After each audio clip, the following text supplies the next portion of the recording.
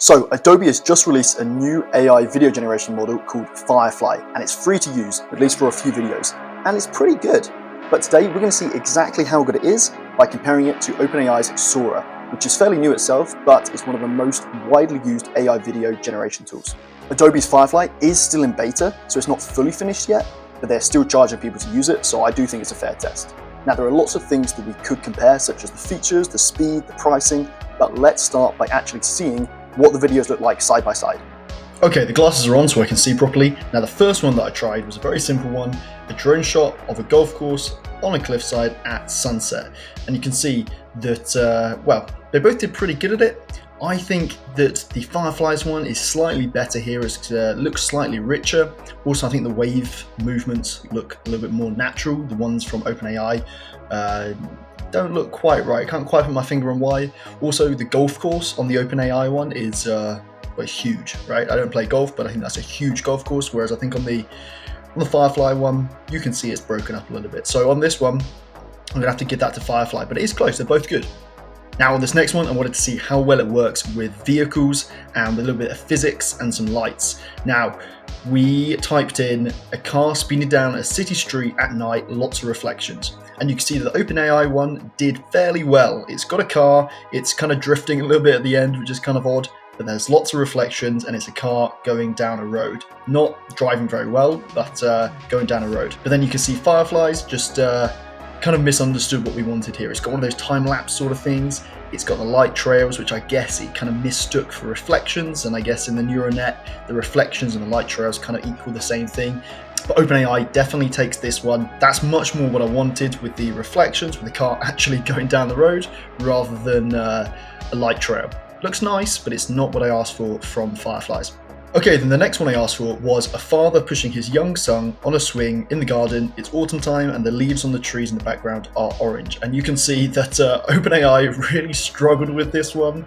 The father is also a tree, which is taking a lot of artistic license there. You know, I didn't say that the man wasn't a tree, but Fireflies seems to have interpreted that I wanted both the father and the son to be a human, which I think is a good assumption to make.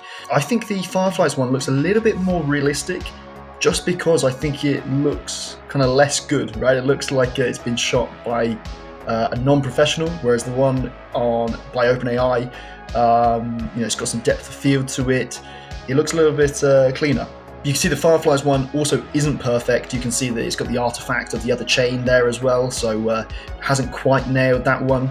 However, when you look at the dad in this situation, you have got to give this to Fireflies, just because they're both human in the Fireflies one, which I think is much better than OpenAI's one, where you've got a tree and a child and who knows what's going on there.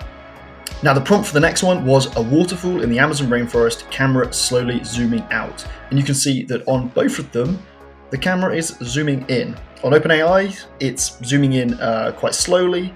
With Fireflies, it's kind of like rapidly zooming in. I guess it kind of looks a bit like a helicopter shot, where the helicopter's zooming quickly. The one from Sora looks like someone smeared Vaseline all over the lens. It looks nice, but it doesn't look sharp at all. However, the one by Fireflies does look good. You can see that there's a little bit of like the lip where the rock has an overhang, which I'm not sure how good that looks, how natural that looks, but they both look pretty good, especially a Fireflies one. I would say that that one looks a little bit more realistic than Sora's one. The camera movement throws it off slightly, but I would say that Firefly one is the better one here. But it's interesting to see that both of them handle the water physics pretty well. If I saw this at a glance and didn't know it was AI, both of them probably would fool me. Okay, and the prompt on this next one was a sign on the side of a motorway that says free hot dogs. And you can see that the Sora model absolutely nails it. I mean, there's a bit of popping in and out of some vans, but the text itself, absolutely spot on. The one from Firefly, not so much. I mean, it tries, but yeah, that doesn't say free hot dogs.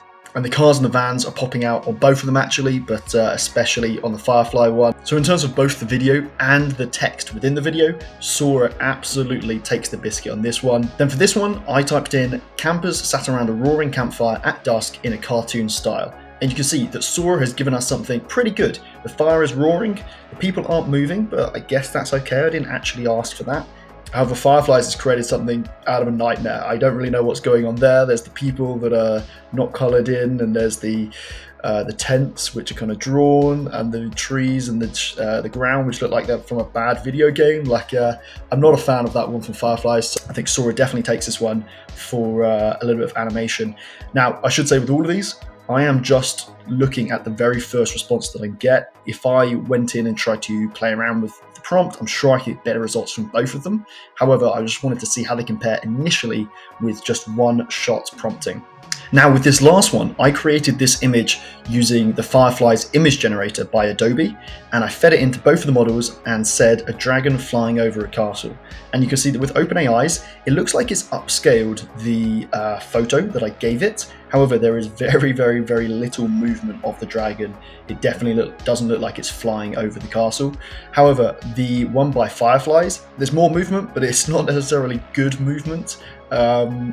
I don't think either of them did a particularly good job here. Perhaps I could have got better results from Sora if I prompted it a little bit more and said flying quickly over a castle. Maybe that would have been better. However, neither of these did particularly well on this.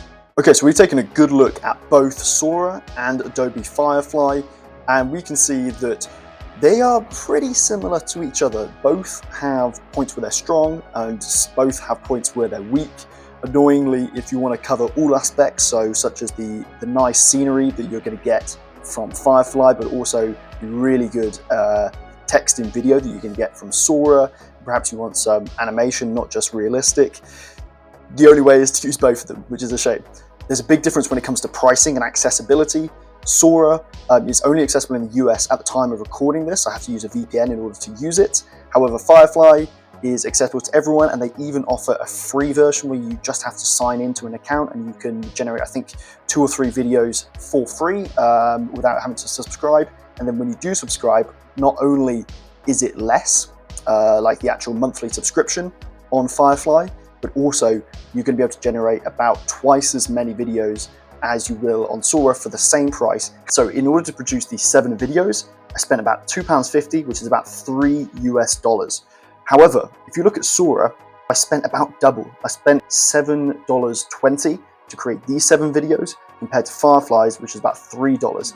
So to produce these videos, which are essentially the same in length, same in quality, you are paying half as much on Firefly's. However, that is an introductory price from Firefly, and if it goes up to the price that they say it will, then it's going to be much more expensive on Firefly. The speed is also something where Sora is winning out. However, only by maybe 30 seconds or so, and I imagine that most people are not in a super massive hurry in order to get these videos, so I guess that's not really too much of a factor. The one thing I haven't done in this video is tried playing around with these videos after they've been created, such as this one here where the man is a tree. If we edit the prompt there, or if we make some changes to it, can we get it to actually work properly? Yeah, maybe we can. However, in this very first look, it looks like that Sora and Adobe Firefly are relatively similar, with each having their strong points in different areas. However, Firefly being a little bit cheaper. However, this is Firefly's very first iteration, and to be fair, it is still in beta. It's not even a proper release yet, so it could be very interesting to see what Firefly comes up with next in their proper release. And it looks like we've got another real player in the generative video AI space. If you've liked seeing the difference between Sora and Fireflies, then do subscribe down below, and I'll see you in the next video. Bye bye.